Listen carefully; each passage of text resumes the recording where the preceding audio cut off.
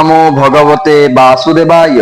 ओम महाप्रसाद जननी सर्व सौभाग्यवर्धिनी आदि व्याधि हरां नित्यं तुलसी त्वं नमस्तुते। प्रिय दर्शक बंधु, आपण माने कोन जानिछंती कि सकाळ हेबा मात्रे तुलसी चौरा मूल कहीं जल अर्पण करा जाइथाए? एहा कौन केवल गोटे अंधविश्वास ना एहा पछरे रही एक गभीर रहस्य? आपण माने कौन जानिचंती कि तुलसी चौरा मूले करुथिबा गोटे भूल आमर एक बड़ दुर्भाग्य को आमंत्रण करिपारे, आउ मात्र गोटे सठिक पदक्षेप आम निमित्त एक स्वर्गर द्वार प्रशस्त करिथाए। आजिर एही महत्वपूर्ण गुप्त भिडियो रे आमे आज खुलासा करबाकू जाउछु सेही 10टी गुप्त रहस्य, जहा कि बोधवे आपण माननकू केही आगरु आदौ भी कहि नथिबे। एही यात्राटी केवल भक्तिर नुहे कि सत्यर मध्य नुहे, यह आध्यात्मिकता एवं विज्ञान जीवन जीवार गोटे नियारा कला विषय रे। तेणु आपण माननकू एतिकी अनुरोध, आपण माने शेष पर्यंत अवश्य रुहंतु, कारण शेष रहस्यटी आपणकर भाग्य को संपूर्ण एक नूतन दिग को मोड़ देई थाए। सकाळर सेही मिठा खरा, पक्षी मानकर सेही कोकिल राव, आउ आपणक गृह रे थिबा आपणकर गृहर चकड़ारे थिबा सेही पवित्र तुलसी चौरा।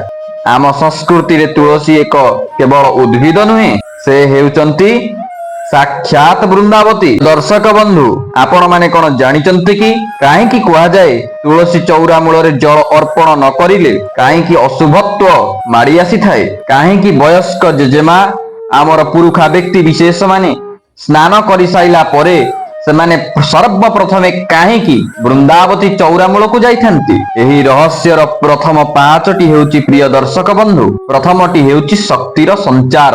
आज्ञा हाँ दर्शक बंधु, आपण माने ठीक सुनिले। मानव शरीर पंच तत्व रे गढ़ा, आउ तुलसी चौरा मूल हेउची एहार गोटे अंग विशेष।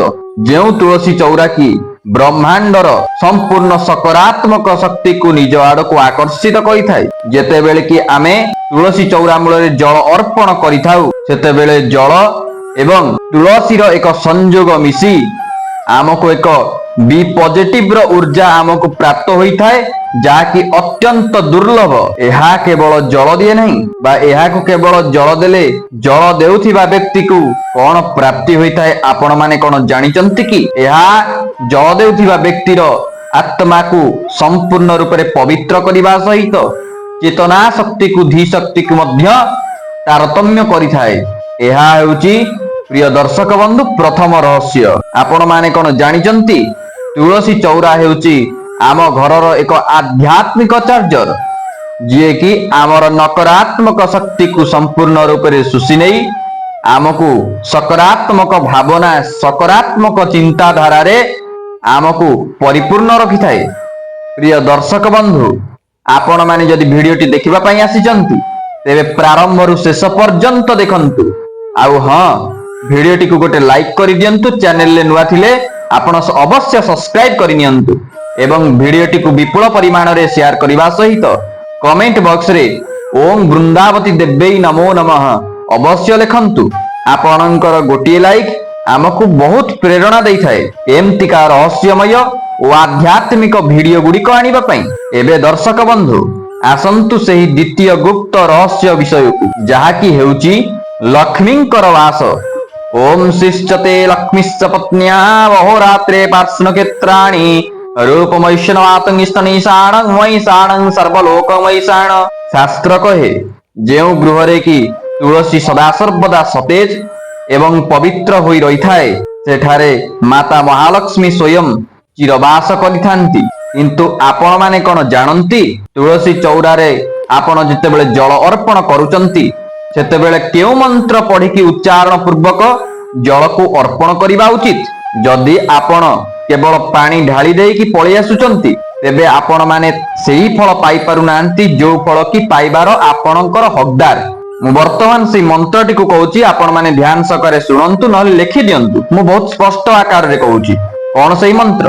ओम महाप्रसाद जननी सर्व सौभाग्यवर्धिनी आदि व्याधि हरांग नित्यं तुलसी त्वं नमस्तुते तुलसी त्वं नमस्तुते। ଏହି ମନ୍ତ୍ରଟିର ଉଚ୍ଚାରଣ ପୂର୍ବକ ଯଦି ଆପଣ ଜଳ ଅର୍ପଣ କରୁଛନ୍ତି, ଏହା କେବଳ ଏକ ଭକ୍ତିର ପ୍ରେରଣାରେ ଅବସ୍ଥିତ ରହେନି, ତାହା ଏକ ଅନେକ ଗୁପ୍ତ ରହସ୍ୟ ଦେଇ ଯାହାକି ସଂକେତରେ ପରିଣତ ହୋଇଥାଏ, ଆପଣଙ୍କର ସଂକଳ୍ପକୁ ଦୃଢ଼ବତ୍ କରିଥାଏ। ତୁଳସୀ ମୂଳରେ ଜଳ ଅର୍ପଣ କରିବାର ଅର୍ଥ ହେଉଛି ମାତା ମହାଲକ୍ଷ୍ମୀଙ୍କର ପାଦ ଧୌତ କରିବା। ଏହାର ଅର୍ଥଟିକୁ ଆପଣ ବୋଧହୁଏ ଜାଣିନଥିବେ ପ୍ରିୟ ଦର୍ଶକ ବନ୍ଧୁ, କିନ୍ତୁ ଏହା ହେଉଛି ଚିରନ୍ତନ ସତ୍ୟ। ଏହାକୁ ବହୁତ କମ ଲୋକ ଜାଣନ୍ତି ଯେ ଜଳ ଦେବା ସମୟରେ ଯଦି ଆପଣଙ୍କର କୌଣସି ଅଭିଳାଷିତ ଇଚ୍ଛିତ ବସ୍ତୁ ଗୁଡ଼ିକ ଥାଏ, ତେବେ ତାହା ଅତି ଶୀଘ୍ର ପୂରଣ ହୋଇଥାଏ। କାରଣ ତୁଳସୀ ଚଉରା ମୂଳରେ ତ୍ରିଦେବ ବ୍ରହ୍ମା ବିଷ୍ଣୁ ଶାମ୍ବ ଶିବ ସଦାଶିବ ମହେଶ୍ୱର ଚିରବାସ କରିଥାନ୍ତି। ତୃତୀୟ ରହସ୍ୟ, ଯାହାକି ଆହୁରି ଆଶ୍ଚର୍ଯ୍ୟଜନକ, ଆପଣମାନେ କଣ ଜାଣନ୍ତି କି ତୁଳସୀ ଚଉରା ମୂଳରେ ଜଳ ଅର୍ପଣ କରିବା ଦ୍ୱାରା ଆମର ପିତୃଦୋଷ ମଧ୍ୟ ଖଣ୍ଡନ ହୋଇଥାଏ? ଆଜ୍ଞା ହଁ, ଏହା ହେଉଛି ଏକ ଗଭୀର ଆଧ୍ୟାତ୍ମିକ ସତ୍ୟ।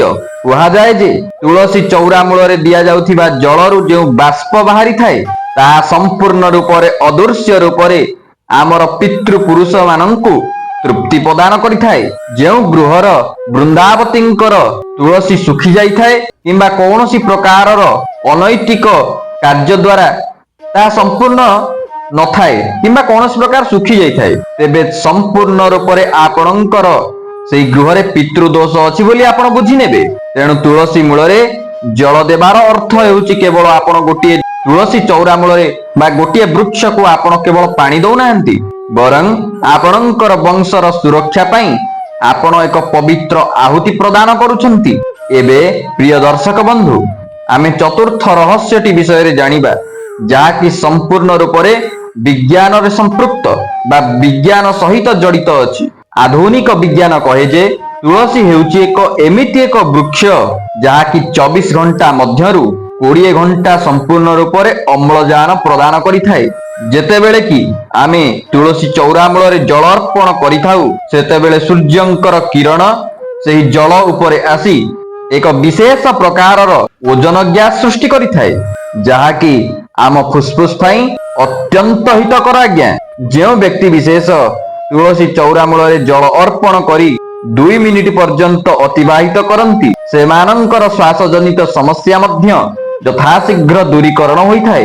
ତେଣୁ କେବଳ ଏହା ଏକ ପୂଜାରେ ମଧ୍ୟ ସୀମିତ ରହିନାହିଁ, ଏହା ପ୍ରାକୃତିକ ଚିକିତ୍ସା ନିମିତ୍ତ ରାମବାଣ ସମ ଔଷଧୀୟ ବୃକ୍ଷ। ପଞ୍ଚମ ରହସ୍ୟଟି ହେଉଛି ଦୁର୍ଭାଗ୍ୟର ନାଶ। ଆପଣ ମାନେ ଗୋଟିଏ କଥା ନୋଟିସ କରିଥିବେ, କିଛି ବ୍ୟକ୍ତି ବିଶେଷ ମାନଙ୍କର ଭିତରେ ଏମିତି କିଛି ଅଛି ଯାହାକି ବାଧାବିଘ୍ନ ଲାଗିକି ରହିଥାଏ, ସେମାନଙ୍କର ପିଛା ହିଁ ଛାଡେ ନାହିଁ। ଶାସ୍ତ୍ର ମାନ୍ୟତା ଅନୁସାରେ ଆମେ ତୁଳସୀ ଚଉରା ମୂଳରେ ଯଦି ଜଳ ଅର୍ପଣ କରିସାରିଲା ପରେ ତୁଳସୀ ଚଉରା ମୂଳରେ ଆମେ 3 ଥର ପରିକ୍ରମା କରିଥାଉ, ତେବେ ଆମର ଜନ୍ମଜାତକ ଯଦି କିଛି ସମସ୍ୟା ଅଛି, ସେ ସମସ୍ତ ସମସ୍ୟା ଦୂରୀଭୂତ ହେବା ସହିତ ତ୍ରିତାପ ମଧ୍ୟ ଖଣ୍ଡନ ହୋଇଥାଏ। ପ୍ରିୟ ଦର୍ଶକ ବନ୍ଧୁ, ତୁଳସୀ ବୃକ୍ଷଟି ସମ୍ପୂର୍ଣ୍ଣ ରୂପରେ ଶୁଖିଯିବା କିମ୍ବା ଝଡ଼ିଯିବାର ସଂକେତଟି ଆପଣଙ୍କୁ ଏହା ପ୍ରଦାନ କରୁଛି ଯେ ଆପଣଙ୍କର ରୋଜଗାର କ୍ଷମତା ଧୀରେ ଧୀରେ ଶୂନ୍ୟ ହେବା ପାଇଁ ଯାଉଛି। ମାନେ କର୍ମକ୍ଷେତ୍ରରେ ଆପଣଙ୍କୁ ଆଉ ଟିକେ ଅଧିକରୁ ଅଧିକତର ଆପଣଙ୍କୁ ପ୍ରସ୍ତୁତି କରିବା ପାଇଁ ପଡ଼ିବ, ଯଦ୍ୱାରା କି ଆପଣ ମାନେ ଏ ପ୍ରକାର ସମସ୍ୟା ଦେଇ ଗତି କରିପାରିବେ ନାହିଁ। ଆଉ ଖାସ୍ ସେଇଥିପାଇଁ ତ ପ୍ରିୟ ଦର୍ଶକ ବନ୍ଧୁ, ଆପଣ ମାନେ ଯେତେବେଳେ ତୁଳସୀ ଚଉରା ମୂଳରେ ଜଳ ଅର୍ପଣ କରୁଛନ୍ତି, ସେତେବେଳେ ମାତାଙ୍କୁ ଟିକେ ପ୍ରାର୍ଥନା ପୂର୍ବକ କୁହନ୍ତୁ ଯେ ହେ ମାତା, ଆମର ପ୍ରତ୍ୟେକଟି ସମସ୍ୟାର ଆପଣ କଣ କରନ୍ତୁ, ଦୂରୀଭୂତ କରନ୍ତୁ ଏବଂ ଆପଣଙ୍କର ସେଇ ଛତ୍ର ଛାୟା କଟାକ୍ଷ ଦୃଷ୍ଟି ଆମ ଉପରେ ଏବଂ ଆମ ପରିବାର ପ୍ରତ୍ୟେକଟି ସଦସ୍ୟ ଉପରେ ଥାଉ। ଦେଖିବେ ଆପଣ ମାନେ ଏହା ଏକ ରାମବାଣ ସିଦ୍ଧ କାର୍ଯ୍ୟ ହୋଇଯିବ। ଆଉ ଯେଉଁ ଗଛ କି ଆପଣଙ୍କର ସମ୍ପୂର୍ଣ୍ଣ ରୂପରେ ଶୁଖି ଯାଇଥିଲା, ଦେଖିବେ ଯଦି ଆପଣ ମାନେ ଅତ୍ୟନ୍ତ ନିଷ୍ଠା ଏବଂ ଭକ୍ତି ପୂର୍ବକ ଆପଣ ମାତା ବୃନ୍ଦାବତୀଙ୍କ ମୂଳରେ ବା ଚଉରା ମୂଳରେ ଆପଣ ଜଳ ଅର୍ପଣ କରୁଛନ୍ତି, ତା ପୁନଃ ସତେଜ ହୋଇ ଉଠେ। ଏବେ ଦର୍ଶକ ବନ୍ଧୁ, ଆସନ୍ତୁ ପରବର୍ତ୍ତୀ ରହସ୍ୟଟି ଜାଣିବା, ଯାହାକି ଅତ୍ୟନ୍ତରୁ ଅତ୍ୟନ୍ତ ଗୁରୁତ୍ୱପୂର୍ଣ୍ଣ ଏବଂ ଯେଉଁଥିରେ କି ଅଧିକାଂଶ ଲୋକ ବ୍ୟକ୍ତି ବିଶେଷ ମାନେ ଭୁଲ କରିଥାନ୍ତି। ତାହା ହେଉଛି ବାର ଏବଂ ତିଥିର ନିୟମ। ଆଜ୍ଞା ପ୍ରିୟ ଦର୍ଶକ ବନ୍ଧୁ, ଆପଣ ମାନେ କଣ ଜାଣିଛନ୍ତି କି ତୁଳସୀ ଚଉରା ମୂଳରେ ସବୁଦିନ ଜଳକୁ ଅର୍ପଣ ମଧ୍ୟ କରାଯାଇ ନଥାଏ। ଏମିତିକା କିଛି ଦିନ ଅଛି ଯାହାକି ସମ୍ପୂର୍ଣ୍ଣ ରୂପରେ ବାରଣ କରାଯାଇଅଛି। ରବିବାର ଏବଂ ଏକାଦଶୀ ତିଥି, ଏହି ଦୁଇ ଦିନରେ ଆପଣମାନେ ତୁଳସୀ ଚଉରା ମୂଳରେ ଜଳ ତ ଅର୍ପଣ କରିବା ଦୂରର କଥା, ତାଙ୍କୁ ସ୍ପର୍ଶ ମଧ୍ୟ କରିବା ଅନୁଚିତ, ଯାହାକି ଶାସ୍ତ୍ର ବିରୁଦ୍ଧ ହୋଇଥାଏ। ଏହାର ପୌରାଣିକ କଥାବସ୍ତୁ ଅତ୍ୟନ୍ତ ସୁନ୍ଦର। କୁହାଯାଏ ଯେ ସ୍ୱୟଂ ତୁଳସୀ ଦେବୀ ନାରାୟଣଙ୍କ ନିମିତ୍ତ ଏକାଦଶୀ ତିଥିରେ ନିର୍ଜଳା ଏକାଦଶୀ କରନ୍ତି। ଆଉ ଏହି ଭଳିଆ ଦିନରେ ଯଦି ଆପଣ ଜଳ ଅର୍ପଣ କରୁଛନ୍ତି ତୁଳସୀ ଚଉରା ମୂଳରେ, ତେବେ ତାଙ୍କର ବ୍ରତ ଖଣ୍ଡନ ହୋଇଥାଏ, ଯଦ୍ୱାରା କି ଆପଣ ତାଙ୍କର କୃପାର ପାତ୍ର ହେବା ତ ଦୂରର କଥା, ତାଙ୍କର ରୁଷ୍ଟର ପାତ୍ର ଆପଣ ହୋଇଥାନ୍ତି।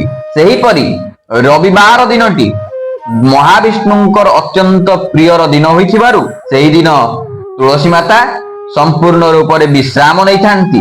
ଏହି ରହସ୍ୟଟିକୁ ଯେଉଁମାନେ ଜାଣିଛନ୍ତି ଏବଂ ମାନନ୍ତି ମଧ୍ୟ, ସେମାନଙ୍କର ଘରରେ କେବେ ବି କଳହ ଲାଗିନଥାଏ। କିନ୍ତୁ ମନେ ରଖନ୍ତୁ ଦର୍ଶକ ବନ୍ଧୁ, ସେହିଦିନ ଆପଣ ଜଳ ଅର୍ପଣ ନ କଲେ ମଧ୍ୟ ଆପଣ ଦୀପଟିଏ ଦେବାକୁ କେବେ ବି ଭୁଲିବେ ନାହିଁ। ପରବର୍ତ୍ତୀ ରହସ୍ୟ, ଏ ରହସ୍ୟଟି ହେଉଛି ଜଳ ଅର୍ପଣ କରିବାର ସଠିକ ପାତ୍ର। କିନ୍ତୁ ଆମର ମନେ ରଖିଥାନ୍ତୁ ଆପଣମାନେ, ହିନ୍ଦୁ ଶାସ୍ତ୍ର ଅନୁସାରେ ଆମର ବେଦ, ବେଦାନ୍ତ, ଉପନିଷଦ ଯାହା ସବୁ କହନ୍ତି, ଆପଣ ଯଦି ପିତ୍ତଳ ଗଡ଼ରେ ତୁଳସୀଙ୍କୁ ଜଳ ଅର୍ପଣ କରୁଛନ୍ତି, ତାଠାରୁ ଶ୍ରେୟସ୍କର, ତାଠାରୁ ଉତ୍ତମ ହେବ ତମ୍ଭା ପାତ୍ର। ଯଦି ଆପଣଙ୍କ ଗୃହରେ ତମ୍ଭା ପାତ୍ର ଅଛି, ଆପଣ ସେହି ତମ୍ଭା ପାତ୍ରରେ ହିଁ ଜଳ ଅର୍ପଣ କରନ୍ତୁ, ଯଦ୍ୱାରା କି ଆପଣଙ୍କର ଶୋଇ ରହିଥିବା ଭାଗ୍ୟ ମଧ୍ୟ ଚମକିବାକୁ ଲାଗିବ। ଆଉ ଏକ ଅତ୍ୟନ୍ତ ଗୁରୁତ୍ୱପୂର୍ଣ୍ଣ ରହସ୍ୟଟି ହେଉଛି, ଯେତେବେଳେ କି ଆପଣ ଜଳ ଅର୍ପଣ କରୁଛନ୍ତି ତୁଳସୀ ଚଉରା ମୂଳରେ, ସେ ଜଳର ବୁନ୍ଦାଏ ମଧ୍ୟ ଯେମିତି ଆପଣଙ୍କର ପଦରେ ନ ପଡେ, ସେଥିପ୍ରତି ଆପଣ ଧ୍ୟାନ ଦିଅନ୍ତୁ। ଆଉ ଯଦି ଆପଣ ମାନେ ତୁଳସୀ ଚଉରା ମୂଳରେ ଜଳ ଅର୍ପଣ କଲା ପୂର୍ବକ ଆପଣଙ୍କର ପାଦରେ ସେଇ ଜଳ ପଡୁଛି, ତେବେ ଏହା ମହାପାତକ ଦୋଷରେ ଆପଣଙ୍କୁ ଭାଗିଦାର କରାଇଥାଏ। ସେଥିପାଇଁ ଆପଣ ଧୀରେ ଧୀରେ ଏବଂ ଭକ୍ତି ସହକାରେ ଆପଣ ମାତା ବୃନ୍ଦାବତୀଙ୍କର ତୁଳସୀ ସେଇ ଚଉରା ମୂଳରେ ଆପଣ ଜଳ ଅର୍ପଣ କରନ୍ତୁ। ଆଉ ଯେଉଁ ସମୟରେ କି ଆପଣ ତୁଳସୀ ଚଉରା ମୂଳରେ ଜଳ ଅର୍ପଣ କରୁଛନ୍ତି, ଏହି ସମୟରେ ଆପଣଙ୍କ ମୁଖ ପୂର୍ବ ଦିଗ ଆଡକୁ ରହିବା ଉଚିତ। ଆଉ ପରବର୍ତ୍ତୀ ରହସ୍ୟଟି ହେଉଛି ପରିକ୍ରମାର ଶକ୍ତି। ପ୍ରିୟ ଦର୍ଶକ ବନ୍ଧୁ, ଆପଣମାନେ ହୁଏତ ଦେଖିଥିବେ, ଯୋଉ ବୟସ୍କ ପୁରୁଖା ବ୍ୟକ୍ତି ବିଶେଷ ମାନେ ଅଛନ୍ତି, ସେମାନେ ମାତା ବୃନ୍ଦାବତୀଙ୍କୁ ଜଳ ଅର୍ପଣ କରିସାରିଲା ପରେ ତାଙ୍କର ଚତୁଃପାର୍ଶ୍ୱରେ ପରିକ୍ରମା କରିଥାନ୍ତି। କିନ୍ତୁ କାହିଁକି କୁହାଯାଏ ଯେ ତୁଳସୀ ଚଉରା ମୂଳରେ ବା ଚତୁଃପାର୍ଶ୍ୱରେ ଏକ ଓରା ବା ଅପୂର୍ବ ପ୍ରକାରର ଏକ ଆଭା ସ୍ଥିର ଆକାରରେ ରହିଥାଏ। ଯେତେବେଳେ କି ଆମେ ତିନୋଟି ପରିକ୍ରମା କରିଥାଉ ସେହି ତୁଳସୀ ଚଉରାର ଚତୁଃପାର୍ଶ୍ୱରେ, ତେବେ ଆମର 7ଟି ଚକ୍ର ସମ୍ପୂର୍ଣ୍ଣ ରୂପରେ ଆକ୍ଟିଭ ହୋଇଥାଏ। ଏହା ଆମକୁ ସକାରାତ୍ମକ ଶକ୍ତି ପ୍ରାପ୍ତ କରାଇବାରେ ସହାୟତା କରିବା ସହିତ ନକାରାତ୍ମକ ଶକ୍ତିର ଊର୍ଜାକୁ ଖଣ୍ଡନ କରିଥାଏ। ଆଉ ଯଦି ବିଶେଷ ରୂପରେ ଆପଣଙ୍କର ସେମିତି କିଛି ବ୍ୟବସ୍ଥା ନାହିଁ ପରିକ୍ରମା କରିବା ପାଇଁ, ତେବେ ଆପଣ ଯେଉଁ ସ୍ଥାନରେ ଠିଆ ହୋଇ ଜଳ ଅର୍ପଣ କରୁଛନ୍ତି ମାତା ବୃନ୍ଦାବତୀଙ୍କୁ, ସେହି ସ୍ଥାନରେ ଆପଣ ପରିକ୍ରମା ଯୋଉ କରନ୍ତି 3 ଥର ଆପଣ ବୁଲି ଯାଆନ୍ତୁ। ଏହା ମଧ୍ୟ ସମାନ ଫଳ ଦେଇଥାଏ ଦର୍ଶକ ବନ୍ଧୁ। ଆଉ ଏହି ବିଷୟଟି ଆପଣଙ୍କ ନିମିତ୍ତ ଶାନ୍ତି ଦେବା ପାଇଁ ଏକ ଔଷଧ ପରୀକ୍ଷା କାର୍ଯ୍ୟ କରିଥାଏ। ଆସନ୍ତୁ ଏବେ ଜାଣିବା ପରବର୍ତ୍ତୀ ରହସ୍ୟ, ଯାହାକି ତୁଳସୀ ମାଟିର ଚମତ୍କାରିତା। ଆଜ୍ଞା ହଁ, ଆପଣ ଠିକ ଶୁଣିଲେ। ଯଦି ଆପଣ ସେଇ ତୁଳସୀ ଚଉରା ମୂଳରେ ଜଳ ଅର୍ପଣ କରିସାରିଲା ପରେ ଯଦି ସେଇ ମୂର୍ତ୍ତିକାରୁ ଟିକେ ନେଇ ଆପଣଙ୍କର କପାଳ ଯୋଉ ମସ୍ତିଷ୍କ ଅଛି, ସେ କପାଳରେ ଆପଣ ଟିକେ ଟିକା ଲଗେଇ ଦିଅନ୍ତି, ଏହା ଏକ ସମୋହିନୀ ଶକ୍ତିକୁ ଜାଗ୍ରତ କରିଥାଏ ଏବଂ ଏହା ଧୀ ଶକ୍ତିକୁ ମଧ୍ୟ କ୍ଷିପ୍ର କରିଥାଏ, ଯଦ୍ୱାରା କି ଧୀ ଶକ୍ତିକୁ ମଧ୍ୟ ତୀବ୍ର କରିଥାଏ, ଯଦ୍ୱାରା କି ଆପଣ ମାନେ ଯେଉଁ କାର୍ଯ୍ୟରେ ବି ହାତ ଦିଅନ୍ତି ସକ୍ସେସକୁ ଅବଶ୍ୟ ପ୍ରାପ୍ତ କରିଥାନ୍ତି। କୁହାଯାଏ ଯେ ତୁଳସୀ ଚଉରା ମୂଳରେ ସମସ୍ତ ତୀର୍ଥର ବାସ ରହିଥାଏ।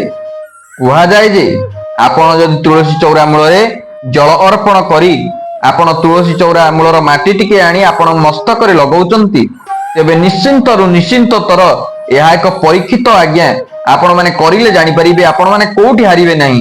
ଆଉ ଯେଉଁ କାର୍ଯ୍ୟରେ କି ଆପଣ ହାତ ଦେବେ ସେ କାର୍ଯ୍ୟରେ ଅବଶ୍ୟ ଆପଣ ସକ୍ସେସ ପାଇବେ। ଆଉ ବିଶେଷ କରି ପିଲାମାନଙ୍କ ନିମିତ୍ତ ଏହା ରକ୍ଷା କବଚ ପରି କାମ କରିଥାଏ। ଆଉ ଏହି ବିଶେଷ ରହସ୍ୟ ଗୁଡ଼ିକୁ ଜାଣି ସାରିଲା ପରେ ଆପଣ ମାନେ ଏଉଠୁ ହୃଦୟଙ୍ଗମ କରୁଥିବେ, ଯେ ତୁଳସୀ ଚଉରା ମୂଳରେ ଜଳ ଅର୍ପଣ କରିବା ଏକ ପାରମ୍ପରିକ ବିଧି ନୁହେଁ। ଏହା ସମ୍ପୂର୍ଣ୍ଣ ରୂପରେ ଏକ ବିଜ୍ଞାନ ସମ୍ମତ ଏକ ଆଧ୍ୟାତ୍ମିକ କ୍ରିୟା ଆଜ୍ଞା।